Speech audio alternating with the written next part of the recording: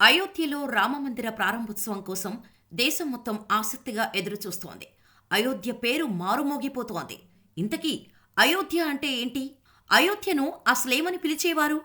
మహావిష్ణువు దశావతారాల్లో ఒకటైన శ్రీరామచంద్రుడు పుట్టి పెరిగిన ప్రాంతం అయోధ్య.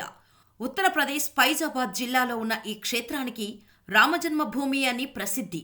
స్కంద పురాణంలో అయోధ్యను 7 పవిత్ర నగరాల్లో ఒకటిగా పేర్కొన్నారు. అథర్వణ వేదంలో కూడా అయోధ్యను సాక్షాత్తు ఆ భగవంతుడు నిర్మించిన నగరంగా పేర్కొన్నారు. దేవుడు నిర్మించిన నగరం కాబట్టి ధార్మికంగా ఈ నగరం అత్యంత ప్రాధాన్యత కలిగి ఉందని భక్తుల విశ్వాసం. అయోధ్య అంటే జయించశక్యం కానిది అని అర్థం. గౌతమ బుద్ధుని కాలంలో ఈ నగరం పాళీ భాషలో అయోజీహాగా పేర్కొన్నారు. అది కూడా సంస్కృతంలో అయోధ్య అనే అర్థాన్నిస్తోంది. జైన ఆధ్యాత్మిక కేంద్రంగానూ అయోధ్య విలసిల్లింది. జైన మతానికి ఆద్యుడు రిషభదేవుడు ఇక్కడే పుట్టాడంటోంది చరిత్ర. మహావీరుడు గౌతమ బుద్ధుడు ఈ నగరం వచ్చి వెళ్లారని చెబుతోంది.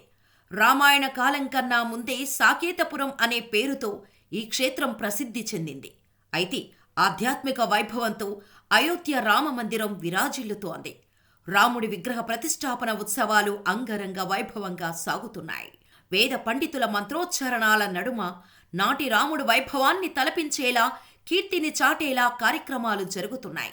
బాలరాముని ప్రాణ ప్రతిష్ఠకు సంబంధించిన కార్యక్రమాలు మంగళవారం శాస్త్రోక్తంగా మొదలయ్యాయి. ప్రాణ ప్రతిష్ఠ కార్యక్రమంలో బుధవారం కీలక ఘట్టం జరగనుంది.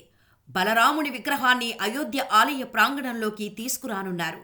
అనంతరం ఆలయ ప్రాంగణంలో నిర్మించిన యాగ మండపంలో పూజలు ప్రారంభమవుతాయి. రామ్లల్లా ఉత్సవ విగ్రహ క్రతువులు మంగళవారం ప్రాయశ్చిత్త పూజలతో ఘనంగా ప్రారంభమయ్యాయి. శ్రీరామ జన్మభూమి తీర్థక్షేత్ర ట్రస్టు సభ్యుడు అనిల్ మిశ్రా ప్రాయశ్చిత్త పూజలను నిర్వహించారు. దాదాపు 3 గంటల పాటు ఈ ప్రాయశ్చిత్త పూజలు చేపట్టారు. అనంతరం అనిల్ మిశ్రా సరయూ నదిలో పుణ్యస్నానం చేశారు. తర్వాత విగ్రహ నిర్మాణ స్థలంలోనూ పూజలు చేశారు. బలరాముడి విగ్రహాన్ని శుద్ధి చేస్తూ కళ్లకు గంతలు కట్టారు. వీటిని జనవరి 22న తెరవనున్నారు.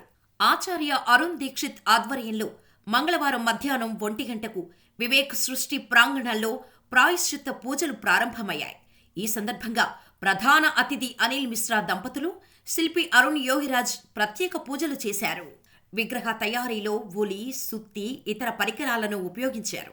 విగ్రహాలను రూపుదిద్దే క్రమంలో దేవుడికి గాయం తగిలిందన్న భావనతో క్షమాపణలు కోరుతూ పూజలు చేశారు.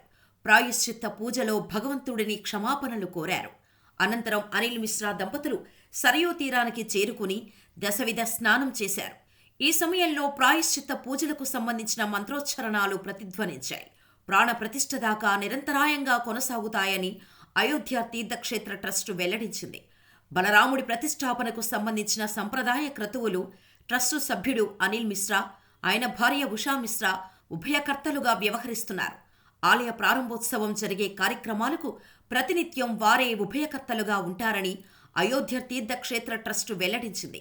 అయోధ్యలో అనుష్ఠానానికి శ్రీకారం చుట్టామని, ఆలయ ప్రాణప్రతిష్ఠకు దేవుళ్లందరి అనుగ్రహాన్ని అర్థిస్తూ మొత్తం 11 మంది పూజారులు క్రతువులు ప్రారంభించారని ప్రధాన పూజారి సత్యేంద్రదాస్ తెలిపారు. అయోధ్య రాముడి ప్రాణప్రతిష్ఠ కార్యక్రమానికి 8,000 మంది అతిథులు హాజరవుతారని అంచనా. వీరిలో కొద్ది మందిని మాత్రమే గర్భాలయంలోకి అనుమతిస్తామని ఆలయ కమిటీ పేర్కొంది. గణేశ్వర శాస్త్రి ద్రవిడ్ ఆధ్వర్యంలో 121 మంది ఆచార్యులు ప్రాణప్రతిష్ఠ కార్యక్రమం నిర్వహిస్తారని కమిటీ వెల్లడించింది. ఈ కార్యక్రమాలకు కాశీకి చెందిన లక్ష్మీకాంత్ దీక్షిత్ ప్రధాన ఆచార్యుడిగా వ్యవహరించబోతున్నారు.